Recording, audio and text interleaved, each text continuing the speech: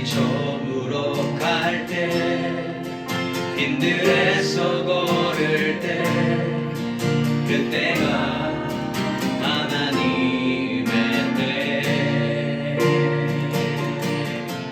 내 힘으로 안 될 때 빈손으로 걸을 때 내가 고백해 여호와 니래. 우리 처음부터 다시 불러봅니다. 날이 저물어 갈 때 날이 저물어 갈 때 빈들에서 걸을 때 그때가 하나님의 때 내 힘으로 안 될 때 빈손으로 걸을 때 내가 고백해 여호와 니래.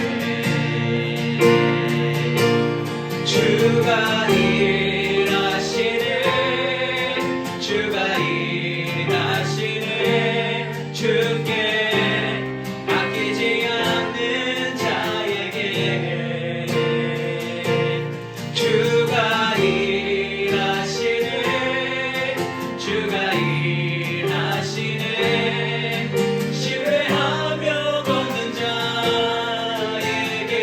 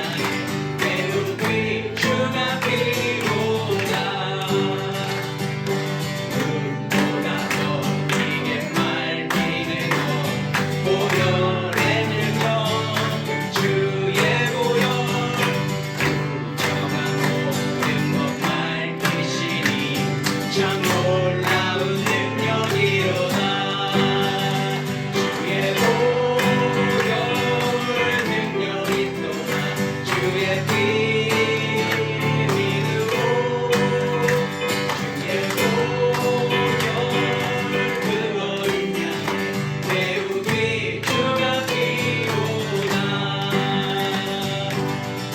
주의 복음을 전할 제목 보혈의 능력 주의 보혈 날마다 나에게 찬송 중인 참 놀라운 능력이로다 주의 보혈 능력이 또다 주의 피 믿으오 주의 보혈 그 어린 양의 배우기 주가 필요다 주의 보혈 능력이 또다 주의 피 믿으오 주의 보혈 그 어린 양의 배우기 주가 필요다 주의 보혈 능력이 또다 주의 피 믿으오 주의 보혈 그 어린 양의 배우기 주가 필요다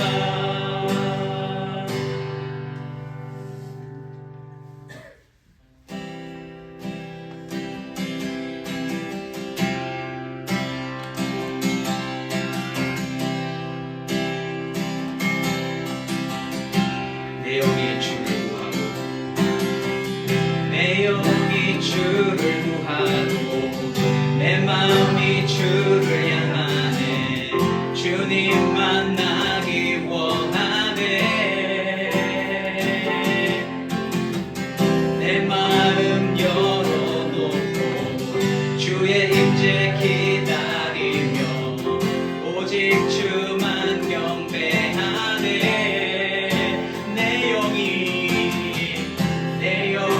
주를 구하고 내 마음이 주를 향하네 주님 만나기 원하네 내 마음 열어놓고 주의 임재 기다리며 오직 주만 경배하네 주 없는 나의 삶은 메마른 사막과 같네 주급에 날 안아주소서 주 없는 사랑 없이 내 영혼 살 수 없네 갈급한 내 맘 드립니다 채우소서 주님 채우소서 채우소서 주의 사랑에 목마르니 채우소서 채우소서 주의 임재를 기다리니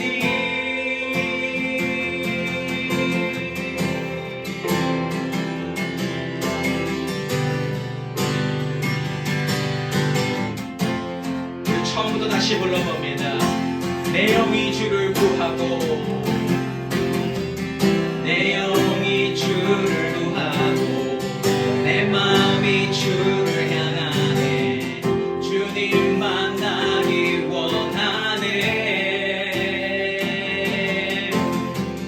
내 마음 열어놓고 주의 임재 기다리며 오직 주만 경배하네 주 없는 나의 삶은 메마른 사막과 같네 주급에 날 안아주소서 주의 그 사랑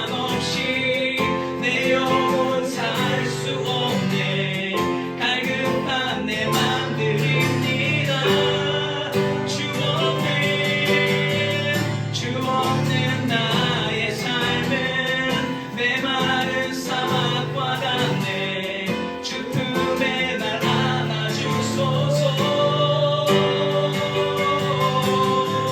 주의 그 사랑 없이 내 영혼 살 수 없네. 갈급한 내 맘 드립니다.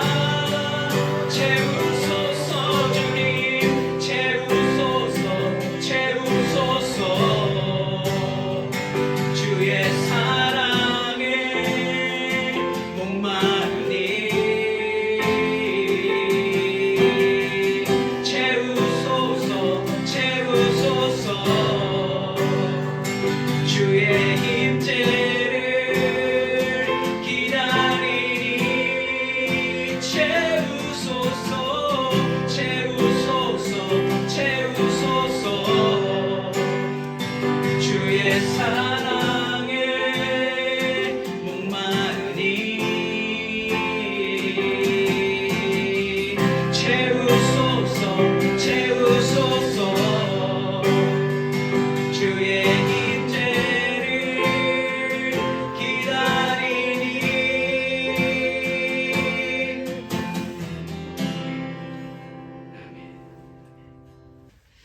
하나님 아버지, 오늘도 이 자리에 우리가 거룩한 마음을 가지고 나왔습니다. 우리 스스로 만든 거룩함이 아니라 하나님을 기억하며 하나님의 은혜로 거룩함을 입은 자로서 이 자리에 있습니다. 하나님 아버지께서 오늘 주시는 말씀 온전히 받으며 아버지 그 말씀을 기억하고 살아가는 하나님의 자녀가 되어서 아버지 하나님이 말씀하시는 길로 한 걸음 한 걸음 잘 옮겨갈 수 있는 우리 모두가 되게 하여 주시옵소서. 하나님 주시는 말씀 듣고 싶습니다. 아버지, 내 영이 그 하나님 말씀에 반응하고 싶습니다. 내 영혼이 준비되게 하여 주시옵시고 이 시간 주님 말씀만 들리게 하여 주시옵소서. 예수님의 이름으로 기도드립니다. 아멘. 오늘 말씀 요한복음 6장 1절에서 15절까지의 말씀입니다. 요한복음 6장 1절에서 15절까지의 말씀. 요한복음 6장 1절에서 15절까지의 말씀 한 절씩 교독하도록 하겠습니다. 1절 제가 먼저 읽습니다. 그 후에 예수께서 디베랴의 갈릴리 바다 건너편으로 가시매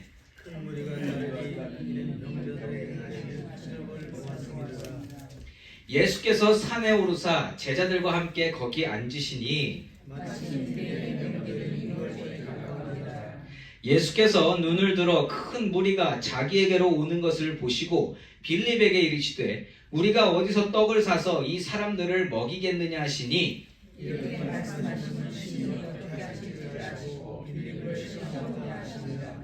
빌립이 대답하되 각 사람으로 조금씩 받게 할지라도 200데나리온의 떡이 부족하리이다.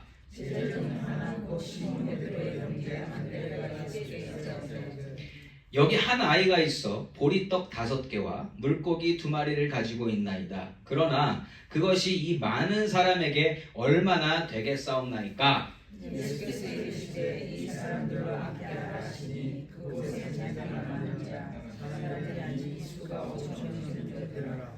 예수께서 떡을 가져 축사하신 후에 앉아있는 자들에게 나눠주시고 물고기도 그렇게 그들의 원대로 주시니라. 그들이 배부른 후에 예수께서 제자들에게 이르시되 남은 조각을 보고 버리는 것이 없게 하시므로 이에 거두니 보리떡 5개로 먹고 남은 조각이 12바구니에 찼더라. 그 사람들이 예수께서 생하신 이름을 보고 말하되 이는 참으로 세상에 주신 그 선지자라 하더라. 함께 읽습니다. 그러므로 예수께서 그들이 와서 자기를 억지로 붙들어 임금으로 삼으려는 줄 아시고 다시 혼자 산으로 떠나 가시노라. 아멘. 아멘. 저는 오늘 아는 만큼보다 크신 하나님이라는 제목으로 말씀을 나누기 원합니다.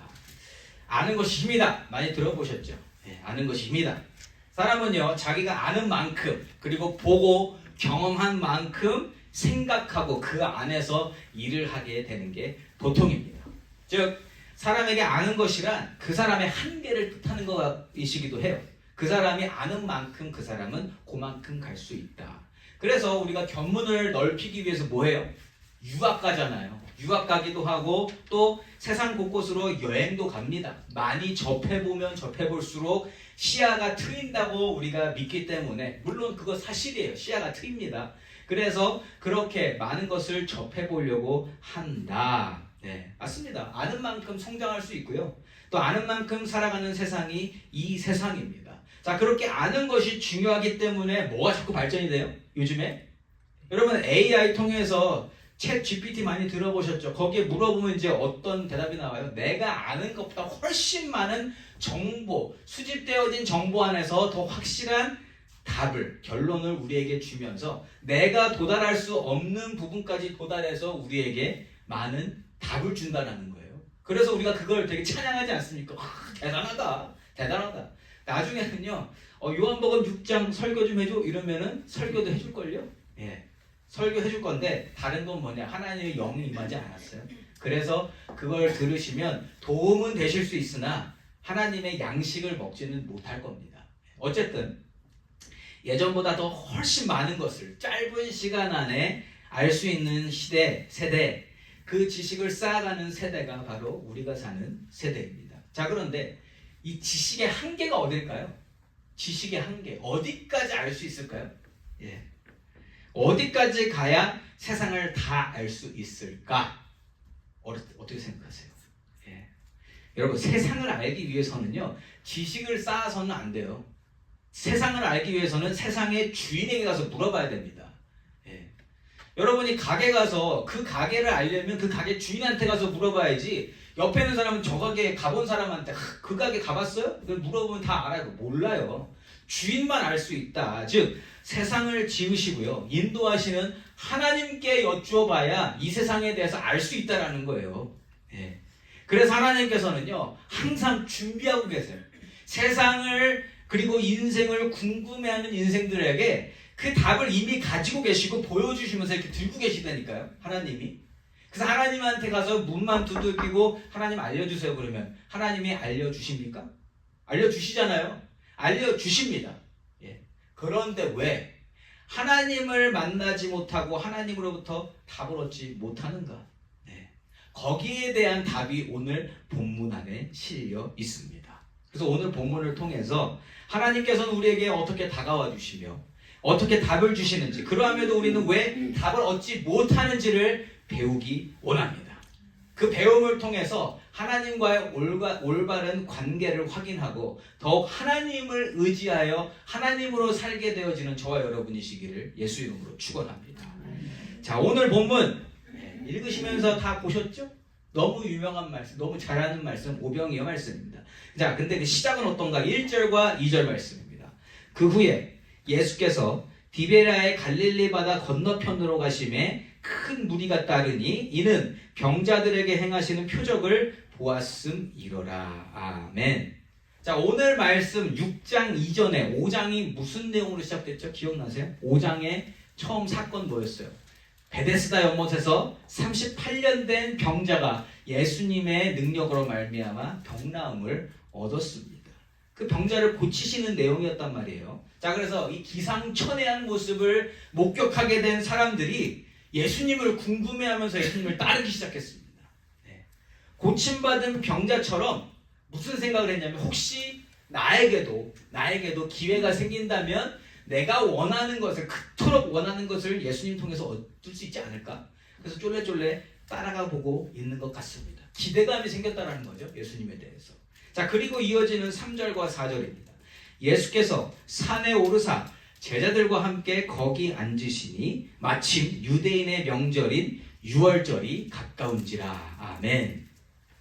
자, 우리가 요한복음 6장을 딱 피는 순간 위에 제목이 5,000명을 먹이시다 이렇게 나와요. 그래서 6장은 오병이어 말씀이구나 그러면은요 1절에서 4절까지 방금 내용이 하나도 안 들어옵니다. 잘. 보통은 1절 4절이 그냥 무시가 되고 오병이어 사건만 이렇게 쫙 눈에 들어오게 돼요. 예. 왜냐? 우리의 관심은 항상 특별한 거에 가 있어요. 특별한 게 오병이어? 이거 대단한 사건인데 그럼 그 사건에 집중하게 된다는 거예요. 예. 그렇게 만들어져 있습니다. 우리가 일상을 살면서 일상에 집중하지 않아요. 일상에서 어디 불이 났다 그러면 불 구경 가고요. 불궁하고 싸움 구경이 왜 제일 재밌냐면 보통 잘 안 일어나거든요. 예. 일상에서 벗어나요. 특별한 일이기 때문에 거기에 관심을 갖는단 말이에요. 그거와 같이 오병이어도 오병이어에 우리가 관심을 가지지 다른 것에는 잘 관심을 갖지 않게 된다. 예. 그래서 예수님은요, 우리가 5장도 보면은 병자 고치는 내용은 10절까지 11절까지인 거고 나머지 몇 절까지냐면 47절까지는 진리의 말씀을 예수님이 주시거든요. 근데 기억나는 건 뭐예요? 앞에 병자 고친 것밖에 생각이 안 나요. 예. 그게 우리의 눈이다라는 거예요. 자, 그런데 저는 오늘 4절 말씀에 6월절이 자꾸 눈에 들어왔습니다. 예. 6월절. 왜 굳이 6월절을 여기다 넣어놓으셨을까? 심지어 5장에서는 6월절 말씀 안 하셔도 그냥 가까운 명절이라고 그랬어요. 예. 그런데 6장에서는 6월절을 말씀하고 계십니다. 근데 저는 개인적으로 특별히 지금 아침 큐티 말씀이 민수기고요. 우리가 또 수요일날 여호수아서를 읽어가잖아요. 그렇게 구약성경을 이렇게 좀 읽으면서 6월절이 요 얼마 동안에 계속 6월절이 있었고 6월절에 대해서 생각하는 시간이 있었어요. 그래서 저는 오늘 6월절이 조금 더 잘 보였는지 모르겠습니다. 자, 그럼 6월절이 무슨 절기예요? 6월절. 6월절이 언제 처음 생겼습니까? 출애굽할 때. 예. 출애굽할 때 마지막에 이제 10가지 재앙 중에서 마지막 재앙, 처음 난 것은 다 하나님이 죽이시겠다고 말씀하셨는데 다 내 것이기 때문에 다 죽임을 당할 거다라고 했는데 그때 문지방에 하나님 말씀을 듣고 피를 바른 자들은 다 살아날 것이다. 예. 그리고 그것을 지켜 기념하여서 너희들은 빨리 가족 수대로 뼈를 꺾지 않는 제물을 준비해서 그것을 먹고 또 이스트를 넣지 않은 무교병을 만들어서 너희들은 그것을 먹음으로써 그것을 기억해라 라고 말씀을 하셨어요. 자, 그러면 6월절의 정신은 뭡니까? 6월절의 정신, 목숨을 살리신 그리고 건져내신 애굽의 종으로부터 자유를 주신 하나님을 기억하는 게 6월절 정신이에요. 맞습니까? 6월절을 기억하라고 기념하라고 하신 그 중심의 핵심은 그렇게 해주신 하나님을 기억하라는 거예요. 맞죠? 자, 그런데 6월절 정신은 그거가 있는데 나중에 남은 건 뭐예요? 그냥 6월절에 함께 모여서 고기 먹는 거밖에 안 남게 됐다. 물론 예루살렘 성전으로 다 모입니다. 6월절마다 3가지 절기가 있죠. 초막절, 6월절, 77절. 자, 그렇게 그 절기마다 예루살렘 성전에 모여서 절기 지키라고 한 대로 하는데 근데 뭐가 빠졌냐? 그렇게 하라고 하신 하나님의 말씀, 하나님이 왜 그렇게 하셨는지가 보통은 잘 안 보이게 됐다는 거예요. 6월절에 다 모여요. 그런데 그 정신은 어디 갔는지 모르겠다. 그러니까 시간이 지나가면서 그 니산월, 그러니까 유대력으로 1월 14일에 유교절인 날에 모여서 뭐 할 건 다 하는데 하나님이 빠져 있는 겁니다. 그리고 1년에 한 번씩 정기적으로 절기 지키면서 고기 먹는 날로 정해져 있지 않나. 모두가 다 6월절 음식 준비하고 희생 제물 준비하는 거에 다 빠져 있더라. 어디서부터 잘못됐을까요? 어디서부터? 처음에 하나님이 6월절을 지키라고 하셨어요. 6월절에는 이게 되게 실제적이잖아요. 이스라엘 백성이 움직여야 되고 안 그러면 죽임을 당합니다.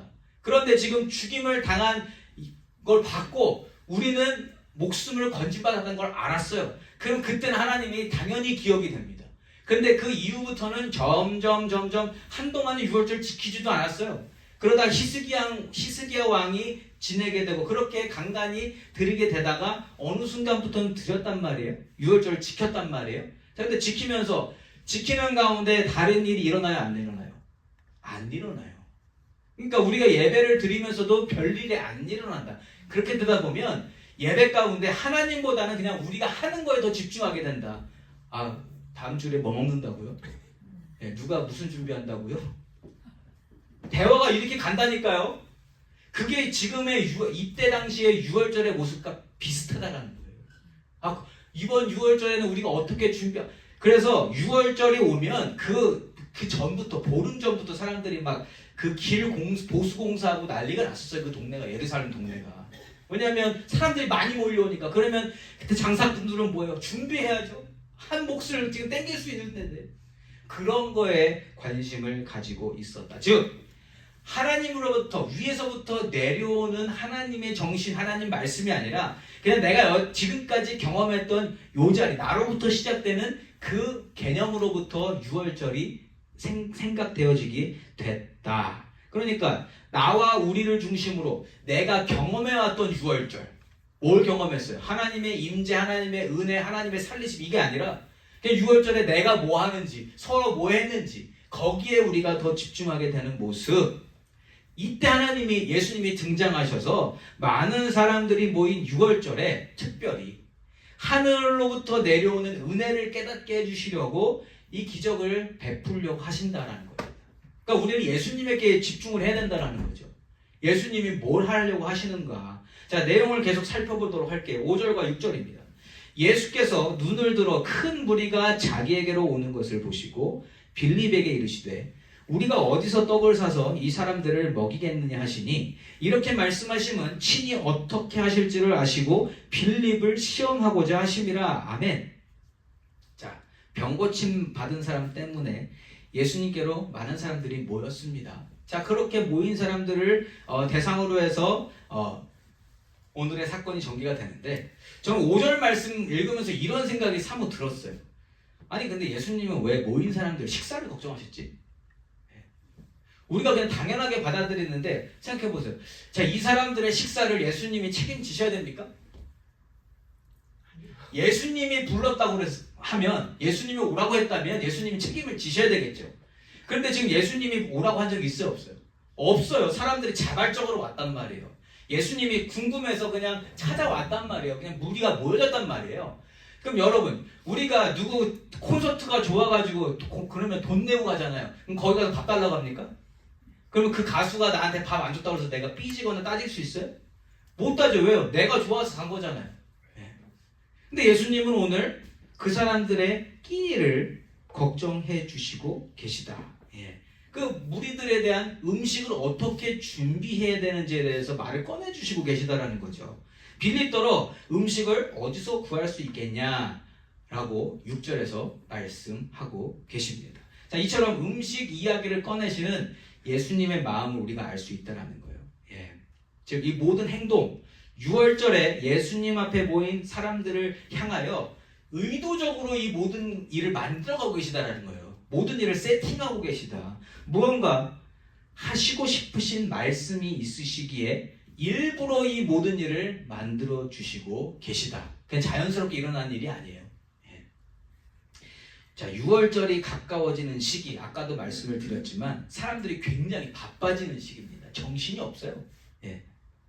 타지에서 온 사람들도 많고요. 그러니까 예루살렘 성전으로 모인다라는 건 예루살렘에 안 사는데 다른 지역들에서 예루살렘으로 다 모여오는 겁니다. 우리 여호수아서 통해서 위에서 북단에서 남단까지 알았잖아요. 그 중간에가 예루살렘인데 거기로 사람들이 다 모여들고 있다. 재물도 준비해야죠. 또 함께 먹을 그 음식도 준비해야죠. 자, 예루살렘 성전으로 모이고 있는데 오늘 말씀에서는 이 무리가 어디로 가고 있어요?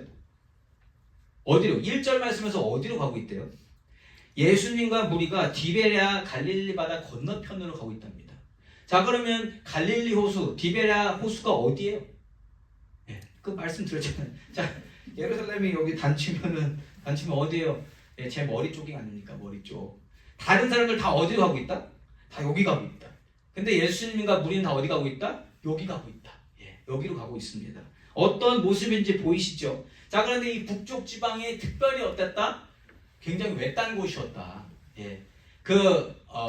어디예요? 아수르 때문에 혼합 정책으로 말미암아 이방인들도 많이 있었고 사마리아 그리고 디베랴 호수 이쪽이니까 거기에는 사람들의 관심도 가지지 않았는데 특별히 지금 때가 어느 때라고요? 사람들이 다 밑으로 빠져나가는 때. 그래서 제가 생각하기에는 그때 예수님을 따라온 사람들이 사람들을 만나거나 음식을 찾기는 더 쉽지 않았을 거라는 거예요.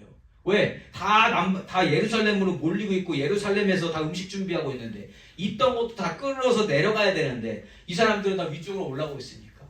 그래서 더 상황은 좋지 않았다. 음식을 구할 수가 없었다. 그러니까 올라오던 사람들도, 예수님을 따라오던 사람들도 구하고 싶어도 구할 수 없는 실정이지 않았을까 생각을 해보게 돼요.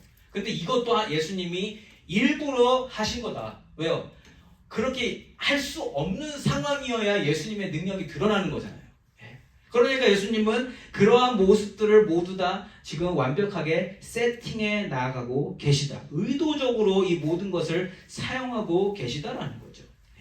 자, 이러한 마음이 아까 6절 말씀에서 친히 어떻게 하실지를 아시고 빌립을 시험하고자 하셨다라는 그 말씀에서 우리가 예수님의 의도를 찾을 수 있다라는 거죠. 자, 7절부터 9절까지의 말씀입니다. 빌립이 대답하되 각 사람으로 조금씩 받게 할지라도 200데나리온의 떡이 부족하리이다. 제자 중 하나 곧 시몬 베드로의 형제 안드레가 예수께 여짜오되 여기 한 아이가 있어 보리떡 5개와 물고기 2마리를 가지고 있나이다. 그러나 그것이 이 많은 사람에게 얼마나 되겠사옵나이까. 아멘. 자, 제자들은 뭐 하고 있어요? 예수님이 움직이시니까 상황을 분석하고 뭐 준비를 해야 될 거 아닙니까? 나름대로 분석하고 머리를 굴리고 있어요 지금. 솔루션을 어떻게 찾지? 주님이 물어보셨는데 여기에 대한 대답은 드려야 될 것 같고. 자, 그렇게 빌립한테 물어봤는데 누가 나섰나? 또 안드레는 옆에서 주님, 제가 지금 봤는데요. 제가 지금 알아봤는데 지금 음식이 구할 수 있는 거는 물고기 2마리하고 떡 5병 2어. 물고기 2마리하고 빵 5개밖에 없네요. 어떡하죠? 이게 뭐 하는 거예요? 나 열심히 일했습니다. 내가 아는 만큼 내가 아는 만큼 안에서 지금 모든 걸 다 분석해봤는데 지금 이거 안 됩니다. 어떻게 보면 칭찬받을 수 있는 그러한 자세 아니에요? 자세, 태도만큼은. 근데 예수님은 다 알고 계세요. 못 구해요. 못 구하는 거 알고 계신다는 거죠. 내가 이만큼 노력했습니다. 문제 해결을 하려고 내가 이만큼 관심을 가지고 있습니다. 신경 쓰고 있습니다. 내가 예수님과 지금 마음을 함께하고 있습니다. 자기 나름대로는 예수님과 마음을 함께한다는 걸 보여주고 있어요. 빌립도 물어보셨으니까 대답을 했는데 이거 다 모아도 200데나리온은 이건 필요할 텐데요. 이렇게 지금 다 나름대로는 열심히 하고 있어요. 나름대로는. 경험 안에서. 아는 만큼 안에서. 내 한계 안에서 모든 것을 최선을 다하고 있다. 근데 아무리 최선을 다해도 해결책 나옵니까? 안 나옵니까? 안 나옵니다. 자, 7절에서 9절까지 세 구절에서 우리가 알 수 있는 거 한 가지가 있어요. 그게 뭐냐면 제자들의 관심은 어디 있습니까? 음식 그리고 문제 해결에 모든 관심이 가 있습니다. 이 모습은요, 보통의 사람들, 그냥 저와 여러분이 현실의 문제를 당했을 때 많이 보이는 모습이라는 거예요. 문제 당하면 우리 뭐 먼저 생각해요? 어떻게 해결하지? 이거 어떻게 해결하지? 먹고 사는 문제, 내가 해결해야 되는 문제, 내가 해결하고 싶은 문제가 우리 인생의 전부를 차지하고 있다고 해도 틀리지 않죠. 우리는 항상 그 문제들이 올까봐 준비하는 거고, 문제가 막상 당하면 풀려고 그것을 풀기 위한 준비를 하고 있는 사람들이에요. 항상 준비하고 있습니다. 여기저기 세상 어디를 봐도 다 뭐 때문에 살아요? 결론적으로는 먹고 살기 위해서 살고 있다는 거예요. 열심히 삽니다. 먹고 살기 위해서. 가진 문제를 해결하고 싶어서. 그렇지 않아요? 여기에 대해서 부인하실 분은 아무도 없을 겁니다. 오늘 예수님을 따라온 사람들이 왜 따라왔다고요? 병자를 고친 것 때문에 신기해서. 근데 그게 나하고 무슨 상관이에요? 나도 내 문제를 해결받을 수 있을까 봐. 내가 예수님을 통해서 얻고 싶은 것을 얻을 수 있을까 봐.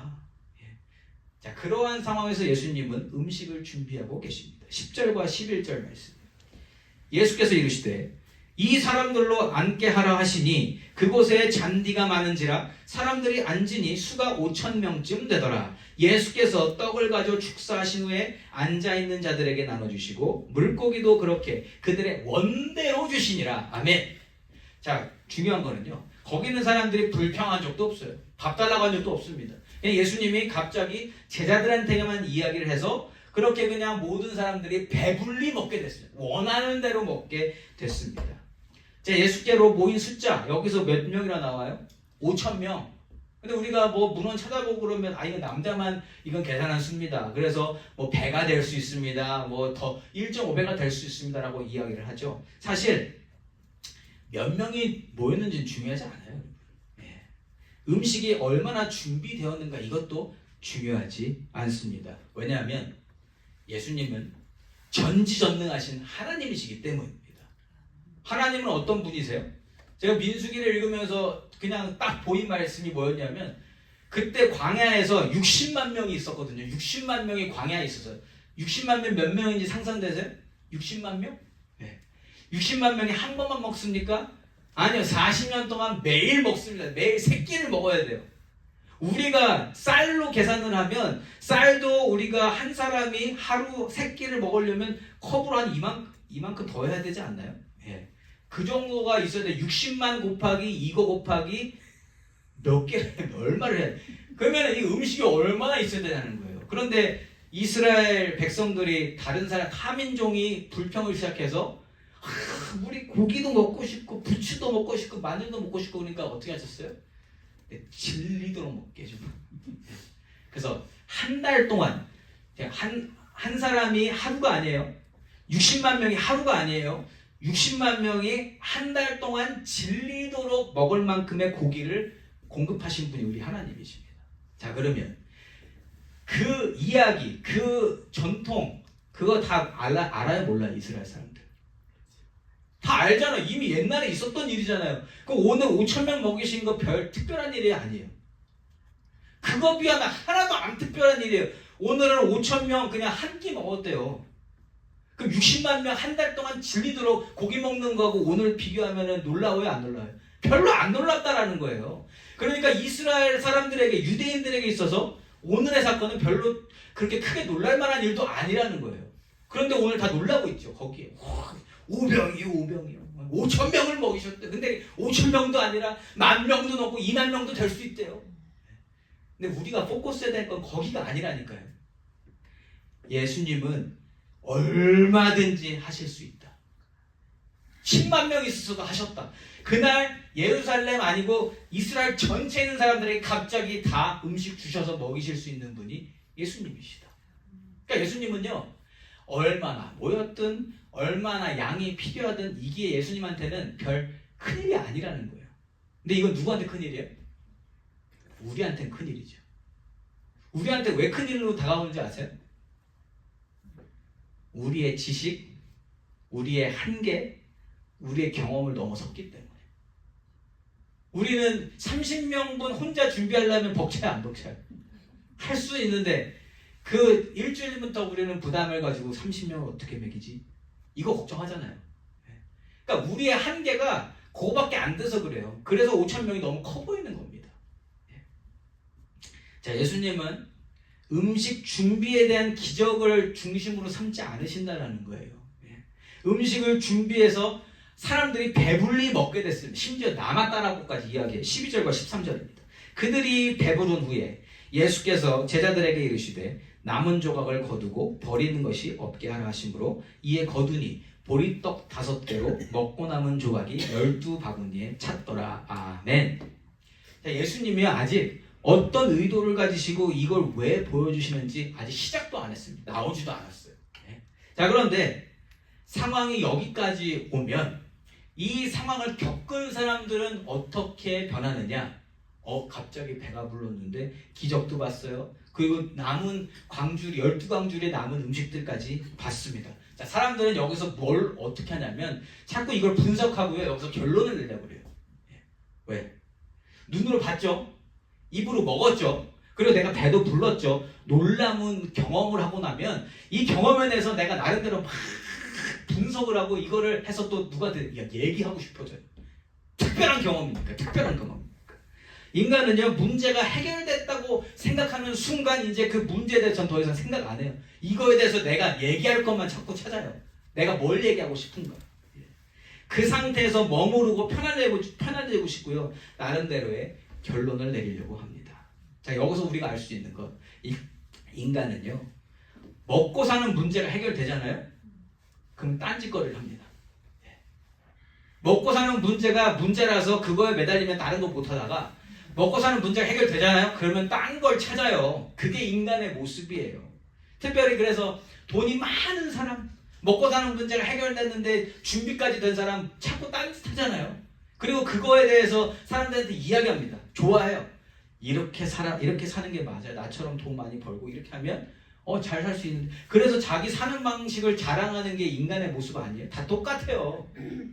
없어봐서 그렇지. 저는 없어봐서 그 얘기를 자랑할 수가 없어요. 근데 저도 있으면 똑같이 할걸요? 똑같이. 예수님이 오늘 사건을 토대로 이제 진리의 말씀을 전하셔야 되는데 그 일을 하시기도 전에 그곳에 모인 모든 사람들 이 사건에 대한 나름대로 결론을 냅니다. 14절 말씀입니다. 그 사람들이 예수께서 행하신 이 표적을 보고 말하되 이는 참으로 세상에 오실 그 선지자라 하더라. 아멘. 아멘. 성급한 일반화의 오류가 여기서 발생한 겁니다. 38년 된 병자 고치시고 5,000명 이상의 인원들을 먹이시는 음식을 준비해 주시는 능력자 예수님에 대해서 뭐라고 결론내요? 참으로 오신 선지자라고 결론을 냅니다. 자, 그런데 사람들이 생각하는 선지자 위치가 어떤 위치예요? 이게 하나님이 보내신 예수님의 위치로 지금 생각하고 얘기하는 거예요? 아니에요. 내가 경험한 만큼 안에서 거기에 최고치로 놓는 모습이란 말이에요. 내가 생각하는 선지자로 그냥 예수님을 그냥 놔버렸다. 거기로 정해버렸다. 인간은요, 내 필요가 채워지면 그 필요를 채워준 존재가 필요가 없게 됩니다. 예를 들면 여러분이 손가락이 잘렸어요. 그러면 누구 찾아요? 의사. 그때만큼 의사가 간절한 적이 없어요. 의사 선생님 가서 선생님 앞에서 무릎 꿇고 그럴 수 있어요? 자, 그런데 손가락 다 났습니다. 그 의사 선생님 기억이나 나나요? 기억도 안 나요. 누군지. 그때는. 그리고 그때 가서 인사하라고 하면 내가 왜요? 난 필요가 없는데. 그렇잖아요. 그리고 배가 너무 고파. 그때는 빵 들고 있는 사람이 최고야. 그 사람이 최고야. 그죠? 근데 내가 배가 불렀어요. 내가 배가 안 고파요. 그럼 빵 들고 있는 사람 눈에 보여요? 안 보여요? 안 보여요. 내 필요가 채워지면 그 필요한 것을 가지고 있는 사람이 전혀 쓸데가 없다는 겁니다. 우리가 하나님을 좀 그렇게 보는 게 아닌가. 내가 필요할 때 하나님 하는데 정작 그냥 일상에서 내 문제가 먹고 사는데 문제가 없으면 그냥 하나님 별로. 6월절, 지금 6월절의 주인공이신 하나님, 처음 된 모든 것의 목숨을 살려주신 하나님, 종의 신분에서 자유의 신분으로 바꿔주신 하나님을 기억해야 되는 절기에 뭐 하고 있습니까? 뭐 먹어야 되지? 어떻게 하면 요리를 더 잘할 수 있을까? 이번에 모여서 우리가 무슨 얘기할까? 그런 거 아닐까? 그리고 우리가 1년에 한 번씩 찾아오는 부활절이잖아요. 고난주간, 트루스 교회에서는 지금 새벽기도 이번에 처음 하게 되지만, 근데 평생 해보셨잖아요. 부활절을 기다리면서 그냥 루틴대로 하고 할 수 있다 없다?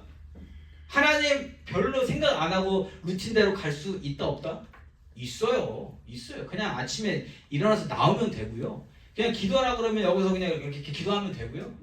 예배 드리라고 예배 드리면 돼요. 그렇잖아요. 근데 우리가 정작 기억해야 될 건 하나님이신데, 하나님 아니라 부활절 루틴이 우리에게 그냥 몸에 배겨져 있다는 겁니다. 이번 한 주만큼은 적어도 그렇게 안 지내시면 좋겠어요. 진짜 하나님을 생각하시면 좋겠습니다. 우리의 죄 때문에 십자가에서 돌아가신 예수님을 진짜 묵상하셨으면 좋겠어요. 예수님은 지금 뭐 하고 싶으신 거예요? 예수님이 오늘 능력을 보여주셨지만 예수님은 이제 우리가 2주 후에 볼 내용입니다. 다음 주는 이제 부활절이니까. 이 모든 것을 주시는 분이 하나님이심을 나타내고 싶은 겁니다. 근데 사람들은 그 이전에 이미 결론을 내버렸어요. 선지자네. 인간들이 스스로 너무 똑똑한 나머지 예수님 말씀도 하시기 전에 먼저 보이는 상황과 경험과 지식으로 예수님을 그냥 결정해버렸다는 겁니다.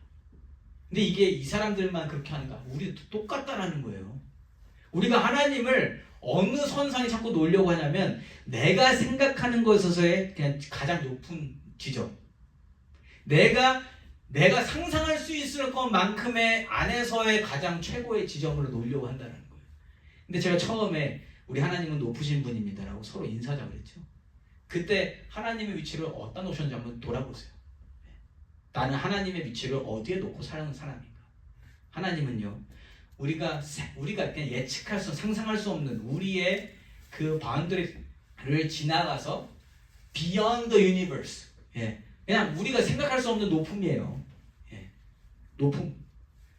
자, 그래서 이렇게 되면 자, 사람들이 결정을 해버렸어요. 이때 예수님 말씀하시면 들린다 안 들린다?